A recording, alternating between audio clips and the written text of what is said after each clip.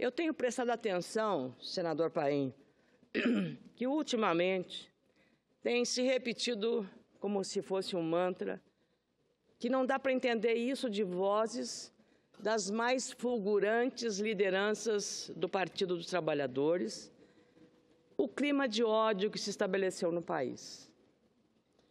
E se fala isso como se as pessoas tivessem, de uma hora para outra, isso aconteceu.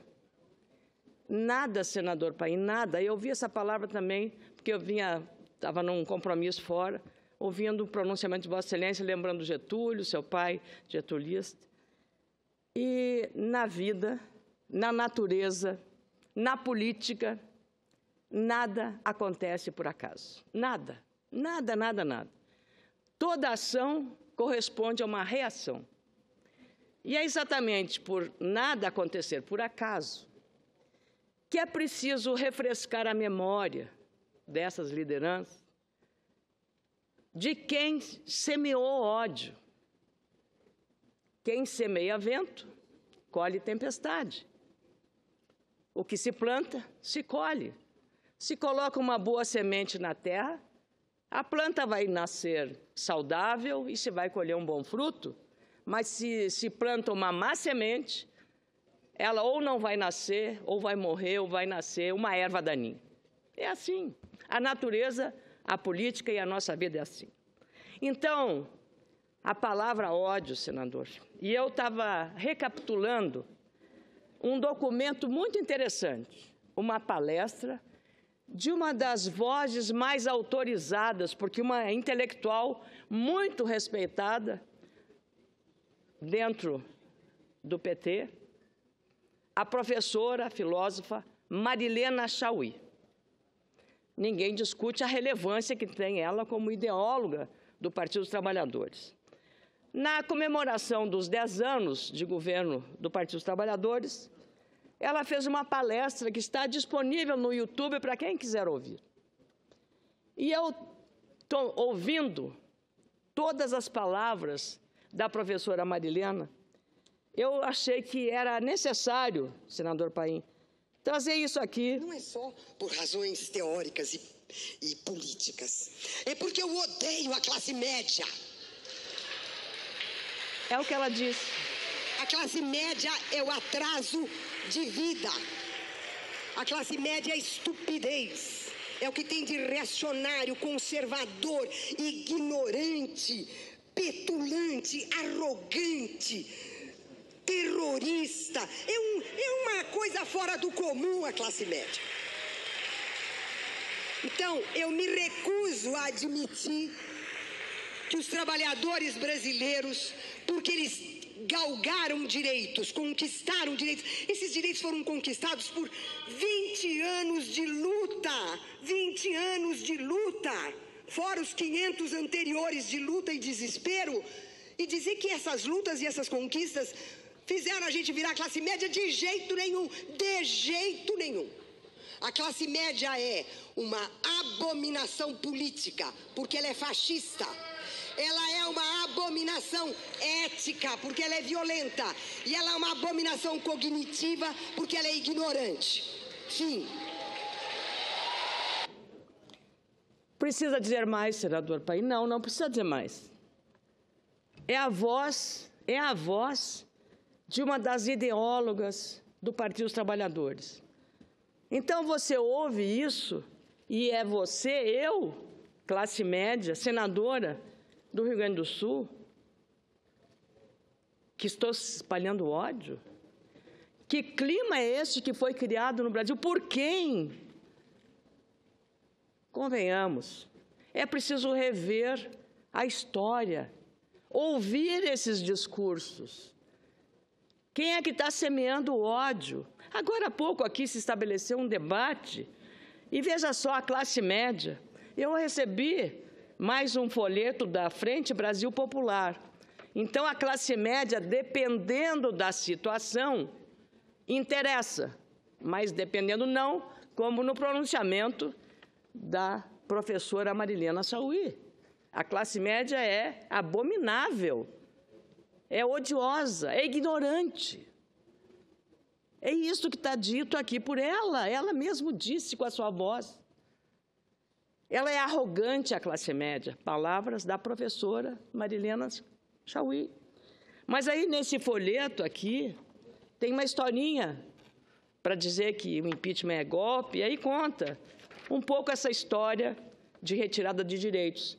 E aí, num dos quadrinhos está escrito aqui tem negro, aqui tem branco, tem índio, pobre, classe média, artista, tem mais ateu, religioso. Aqui tem toda a mistura do povo brasileiro.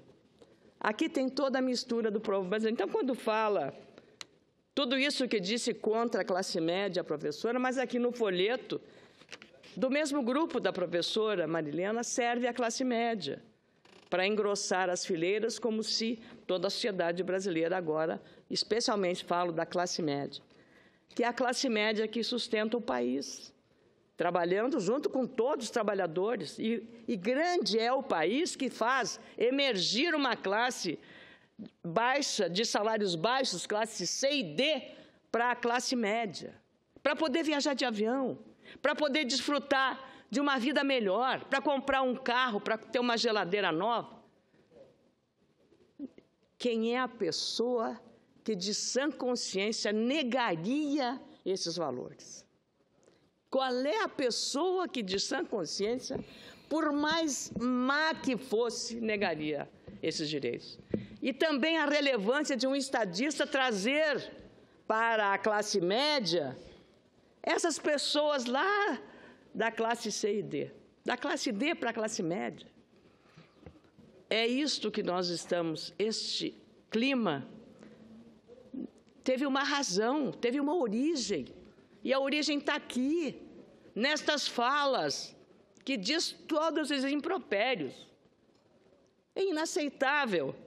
Da mesma forma, como o que disse também há pouco, no Palácio do Planalto, o senhor Aristides Santos. Eu tenho aqui a gravação, eu poderia repetir, mas todo mundo ouviu claramente as letras do que ele diz. Vamos invadir os gabinetes, mas também as fazendas deles, porque se eles são capazes de incomodar o ministro do Supremo Tribunal Federal, nós vamos incomodar também as casas, as fazendas e as propriedades deles. Vai ter reforma agrária, vai ter luta e não vai ter golpe.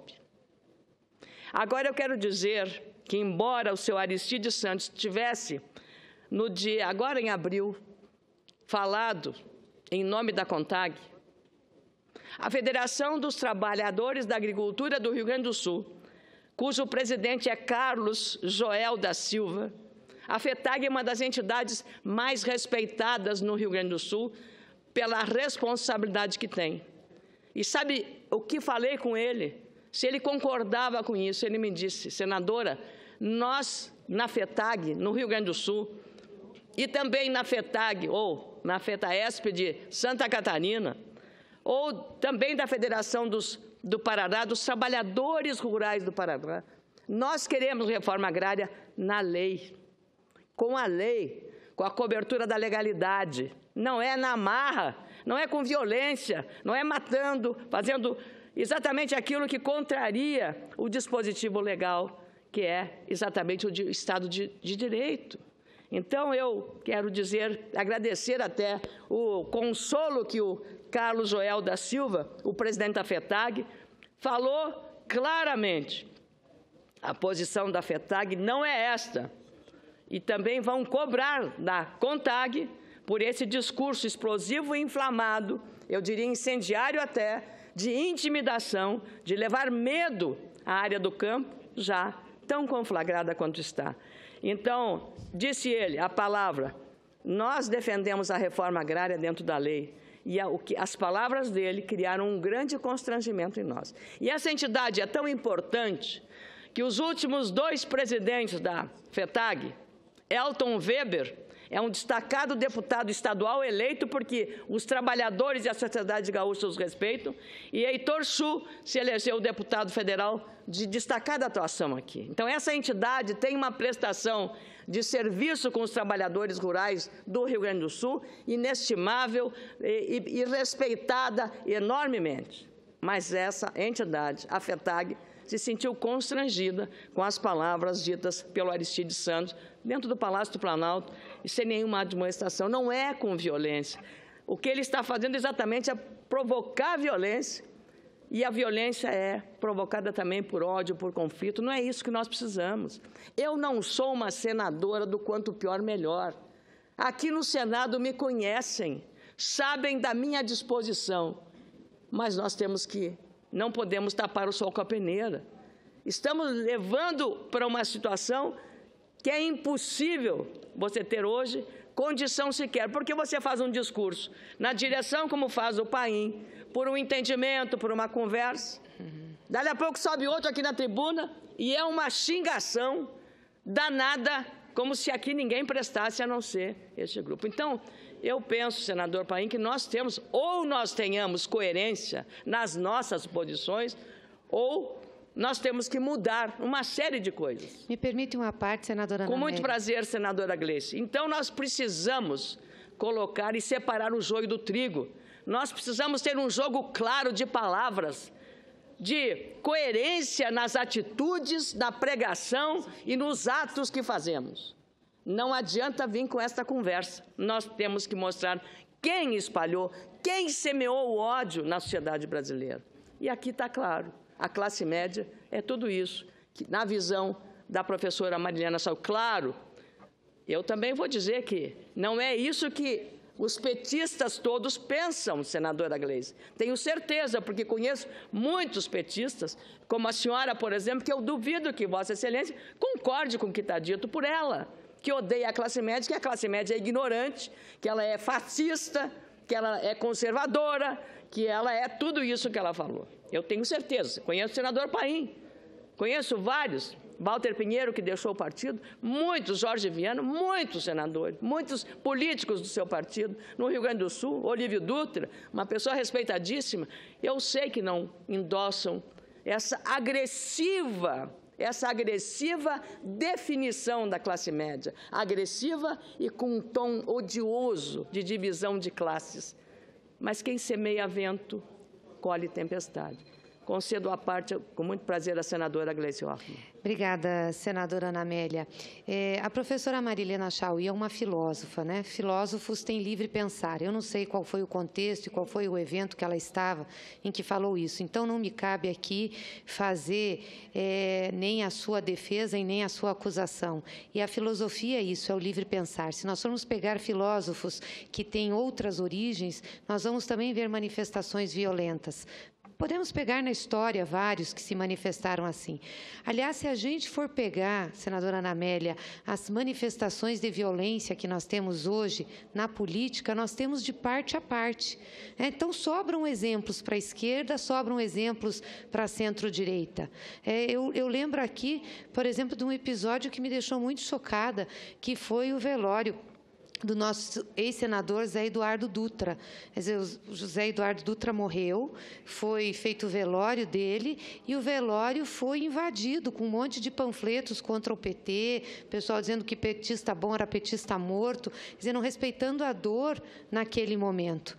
Assim como eu também vejo as expressões, por exemplo, do deputado Bolsonaro, incitando ao ódio, a misoginia, a questão de raça, a questão de orientação sexual, o pastor Silas Malafaia, que fica pregando na televisão o tempo inteiro e faz isso em nome de Deus, quer dizer, nosso Senhor Jesus Cristo, um ser que pregou a paz, o amor ao próximo e a tolerância. O que eu quero dizer para Vossa Excelência é que, se nós formos procurar, nós vamos ver de parte a parte as manifestações como são. Então, eu acho que cabe a nós que estamos aqui tentar acalmar essa situação. Defender as nossas ideias, sim, porque cada um tem ideias aqui. E eu acho que isso é legítimo e é importante. Defender por que nós chegamos aqui, defender o que nós achamos de um governo, defender o que pensamos da democracia, isso faz parte do nosso trabalho. Agora, não dá ênfase, não dá voz aos excessos ou às situações que possam levar a conflitos e confrontos. Eu lembro que no ato do dia 13 de março, que era o grande ato do pessoal que queria o impeachment, do pró-impeachment, nós fizemos uma verdadeira desmobilização de pessoas da nossa base, que queriam ir para as ruas e queriam fazer um enfrentamento. Quando os ânimos estão muito acirrados, as coisas acabam indo para esse lado. Então, cabe a nós acalmar, cabe a nós buscar serenidade nesse processo, sem abrir mão das nossas convicções, sem concordar necessariamente com o que o outro está falando, tendo firmeza sempre em defender. Eu sempre vou subir aí e, com certeza, vai ter muitas coisas que eu defendo ao contrário de Vossa Excelência, mas jamais vou me colocar contra o seu direito de defender as suas ideias. Então, eu acho que não colabora, não ajuda nesse momento a gente trazer para dentro dessa casa a questão das manifestações de ódio, seja de qualquer parte que for. Eu recebo no meu e-mail diversas manifestações dessas, diversas. A senhora não tem ideia. Esses dias me mandaram um e-mail dizendo o seguinte: eu sei onde seus filhos estudam, eu sei onde a senhora mora. Eu até pedi para a Polícia do Senado fazer uma representação e fez, porque eu não posso colocar a vida dos meus filhos, da minha família, porque as pessoas divergem de mim, colocar elas em risco porque as pessoas divergem de mim na política. Mas eu sempre tento, senadora Ana Amélia, quando me vem com isso, quando é muito grave, ou recorrer às questões de direito, à polícia, à justiça, enfim, ou então eu sempre tento levar uma palavra branda, porque eu acredito que a palavra branda acalma o coração raivoso. E procuro mostrar para a pessoa que não é uma luta de ódio, é uma disputa, com certeza, de ideias, tem que ser firme, muitas vezes vamos ser muito firmes, muito determinados, mas jamais é uma luta para destruir o outro, mas é sim para ganhar sobre a ideia do outro. Então, eu queria dizer isso a Vossa Excelência, e eu acho que o nosso papel aqui vai ser muito de acalmar essa situação, e não de trazer aqui para dentro situações que possam deixar ainda as motivações e a situação da população, ou de alguns setores dela, ou de algumas pessoas, ou de alguns grupos ainda mais acirrados. Eu agradeço muito, senadora Gleisi Hoffmann. Eu só espero que Vossa Excelência não esteja nesse seu aparte dizendo, senadora, não devia ter trazido esse depoimento da Marilena Chaui. Eu acho que a senhora é uma democrata e não estabeleceria uma censura. Por que eu trouxe isto aqui hoje? Não é para alimentar o ódio, é para mostrar a origem dele. Como começou isto? Onde começou? Quem começou? Porque, do jeito que está sendo dito, isso foi agora, nesse momento, que a Dilma está sofrendo esse processo. Não é, não, senadora. Outra coisa, não concordo com nenhum ato desse tipo que viola um direito humano, o desrespeito a um cadáver, senadora. Isso não é uma atitude correta nem digna, é desumana. Então, não estou desse lado, não estou. Não concordo com as posições do deputado Jair Bolsonaro, não concordo. Não é esse o meu modo de pensar, meu modo de agir e o meu modo de ver a política, de entender o nosso país. Segundo, vou lhe dizer, Silas Malafaia, estava eu aqui na frente do Congresso Nacional no domingo, dia 13. E ele subiu ao caminhão de som e sofreu uma grande sonora vaia. Uma sonora vaia. Ou seja, aquela movimentação não tinha líder, não tinha voz. Era uma manifestação no dia 13 de março, no domingo, aqui em Brasília, em 250 cidades brasileiras, de absoluta tranquilidade. E fizeram muito bem as lideranças do Partido dos Trabalhadores de orientar para que não houvesse uma confrontação. Foi muito bom, foi elogiado. Nós aqui destacamos, parabéns, é isto. Embora os governadores já tivessem, vamos assegurar a tranquilidade dessa realização. Foi uma das mais pacíficas e das mais bonitas demonstrações da democracia e da história do nosso país recente. Então, eu estou trazendo isso porque eu estou muito triste porque eu estou convivendo na política como parlamentar desde 2011 e vejo esse enfrentamento que eu não acho justo, eu não acho correto, porque é só um lado que está agindo certo e o outro lado não presta. É isso que foi jogado aqui. Então, eu estou aqui agindo de maneira a resgatar a história e os fatos e os personagens para que a gente compreenda devidamente e adequadamente como nasceu este clima que estamos vivendo em nosso país. Eu concedo a parte ao senador José Medeiros com muito prazer.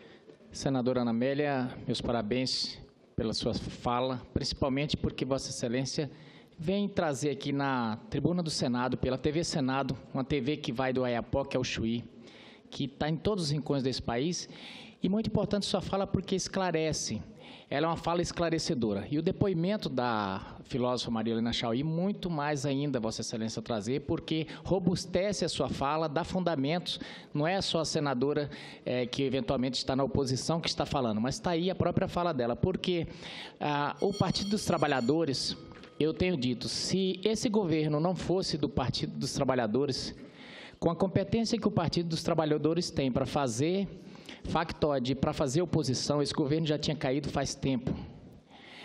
Porque boas partes das teses do Partido dos Trabalhadores e das estratégias vêm de há muito, são velhas conhecidas. Esse argumento mesmo, por exemplo, de imputar o outro ao discurso de ódio, vem das teses de Lênin, que era uma delas, acuse os seus adversários do que você mesmo faz. Você faz alguma coisa de errado e acusa os outros. E esse sempre foi, e Vossa Excelência fundamenta muito bem, desde o intelectual, alguns desfilaram esse rosário de ódio, com as exceções que nós temos que fazer aqui. Por exemplo, esse democrata que está aqui presidindo a mesa nesse momento, que vai para qualquer debate. Ele debate com o agronegócio, ele debate com o empresariado, Tem que deixar a palavra porque ele está ali elogiando o senador Paim. Ele tem feito... Falar o tempo que a senhora quiser aqui. Aliás, não sou ele, Vossa Excelência. Aliás, talvez seja o senador que mais enfrenta o debate aqui. Toda segunda está ele ali na Comissão de Direitos Humanos enfrentando temas dificílimos, mas, acima de tudo, dando uma aula do que é respeitar o contraditório. Mas muita gente no Partido dos Trabalhadores, muita mesmo, não tem esse mesmo comportamento. E, aliás, tem isso mesmo como uma fundamentação de dividir entre nós e eles.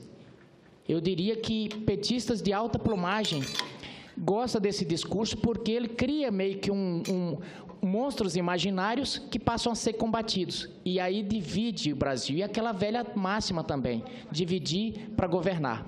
Então, Vossa Excelência traz, é muito importante nós da oposição fazermos. E eu quero fazer um chamamento da oposição aqui. O Partido dos Trabalhadores está fincado um pé nessa trincheira aqui, tem feito debate, colocado argumentos que, ao meu ver, não são verdadeiros, mas que corre o risco de pegar por falta de contraponto. Vossa Excelência é uma das que está aqui, mas precisa da oposição se posicionar. Imagine, é um momento que está em ebulição a discussão democrática nesse país e precisa ter os dois lados se contrapondo, não se violentando, não se agredindo, mas fazendo contraponto. Então, queria lhe parabenizar, porque Vossa Excelência não é à toa que recebe elogios do Brasil inteiro, inclusive do meu estado, porque faz um debate, mas, acima de tudo, um debate com honestidade de propósito, um debate sem desonestidade intelectual, um debate sem cinismo, o bom debate da política. Vossa Excelência engrandece a política brasileira. Muito obrigado. Muito obrigada, senador José Medeiros, pela parte e, sobretudo, pelo estímulo dessa referência ao trabalho. Penso que nós todos aqui temos igual compromisso e responsabilidade de honrar aquilo que nós nos comprometemos com os nossos eleitores e representando os nossos estados que nos acompanham e cobram de nós algumas atitudes que nós precisamos corresponder à confiança da sociedade, para que a política, como se falou tanto aqui antes, com vários senadores que me antecederam, é uma atividade fundamental numa democracia, e ela precisa ser cada vez mais honesta. Agora mesmo eu estava falando, e o senhor Aloysio Furman, de Curitiba, lá no estado do Paraná, solicita que nós defendamos aqui no plenário o fim do foro privilegiado e que contradita os senadores da situação que exatamente sobre essa questão relacionada ao foro privilegiado, porque nós precisamos, de uma vez por todas, acabar com essa condição de que eu também sou favorável. A senhora Clara Carvalho também ligou falando sobre o trabalho aqui. Eiron Gonçalves de Miranda, da cidade de Reserva, também do Paraná. Ele é pastor da Igreja Batista, cumprimenta o trabalho que vem sendo realizado.